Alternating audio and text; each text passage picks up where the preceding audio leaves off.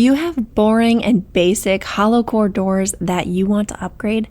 Well, the Lake House had just that. These outdated doors from the late 50s have never been touched. While I kind of dig the gold handles, I think that something done to the face of these doors could really make them pop. Now, I'm going to first start by removing the door. I'm also going to remove the handles. I'm going to label the tops of each door. This will allow me to know which ones go back where. A lot of times, rectangular doors fit very specifically in their jambs. You can see the bottom of these doors was cut very unevenly from when carpet was originally installed, so the first thing to do is square off the bottom. Now I'm doing a cross cut on these hollow doors and they have a lot of tear out, but there was already so many blemishes to fill that I didn't put painter's tape down on my cut or score it.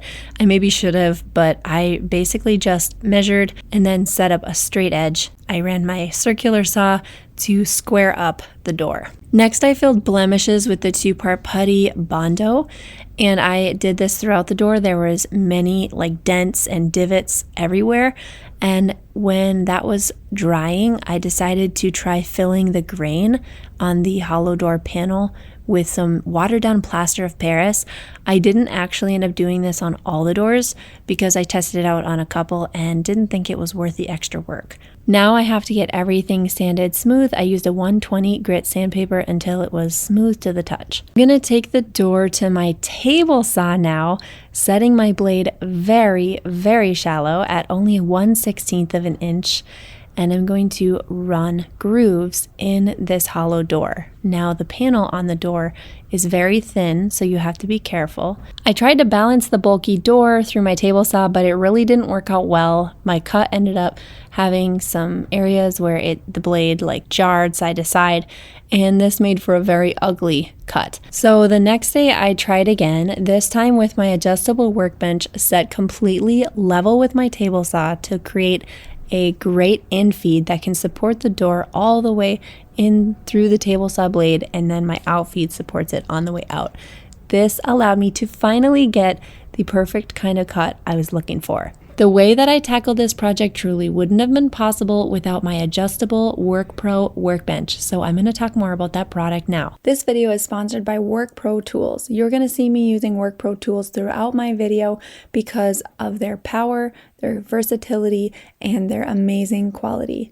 I have used WorkPro tools for 2 years now, and I definitely recommend them, especially their workbenches. Now this workbench I want to show off in this video is super cool. It is very, very heavy duty, made with high quality steel and a thick rubber wood top. It's rated for up to 500 pounds. The top also has a waterproof and scratch resistant coating for lasting durability. The workbench is height adjustable using the hand crank that turns easily and tucks away or completely removes when not in use. At its lowest, the work table can be 29 inches tall, perfect for a petite person to use in a variety of circumstances. The highest it goes to is 38 inches, which works well as a standing desk or to bring whatever you're working on into better view.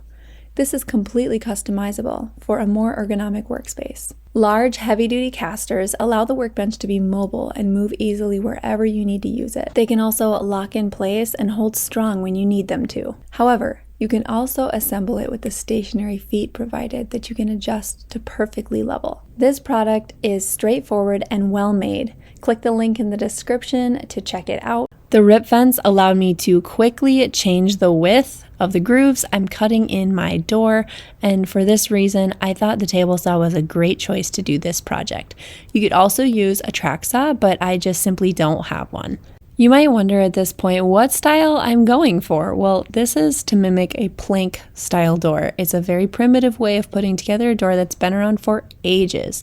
It has kind of a modern look because those vertical lines look like, tongue and groove shiplap, but it's also perfect for a cottage type of house because it is such an old-fashioned way of putting together a door.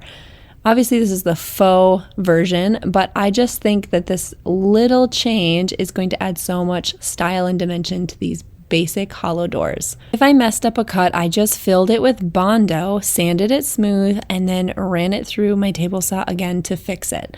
Cutting the door panel vertically did result in some splintery pieces, so it's important to run your sandpaper in the grooves, and then I did a quick sand across the top as well before priming all the doors. I did 6 of these doors, and I created grooves that looked like about 6-inch wide planks. Now it's time to set up for paint. I am going to spray my doors against my fence, so I clipped up some plastic to protect it from overspray, and I'm going to nail these little scrap pieces of wood into the tops of the door so that when I lean them against the fence, none of the painted surface touches the plastic. It took me a long time to decide on paint color, but what I landed on was the wall color French beige that I watered down so it could go through my sprayer, and then I added a ton of semi-gloss white paint, which is made for trim and it's very durable for the doors. This just really lightened the wall color, and it made sure that I got a creamy color that was going to complement the space. Before painting, I gave the doors one last quick sand, and I like to use a sheet of sandpaper wrapped around a peanut sponge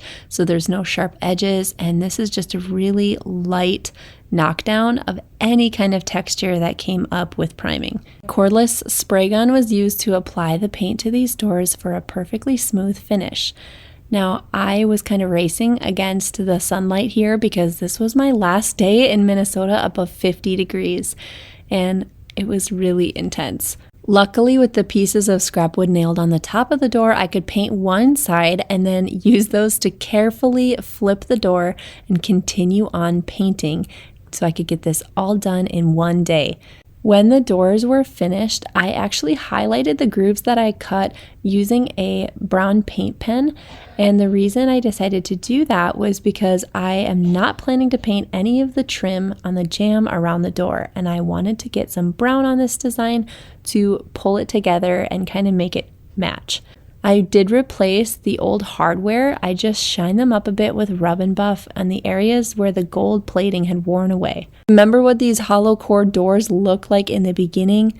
I really thought it made the hallway dark and boring, and now they are so bright and unique. I love what a huge impact this little change made, and that I was working entirely with materials I already had. I didn't have to buy anything new for this project because everything was left over or repurposed. The plank style door, especially painted in that creamy white, really goes with the modern cottage style that I designed the whole lake house in. I love that that brown color accented in the door's grooves pulls in the trim work color.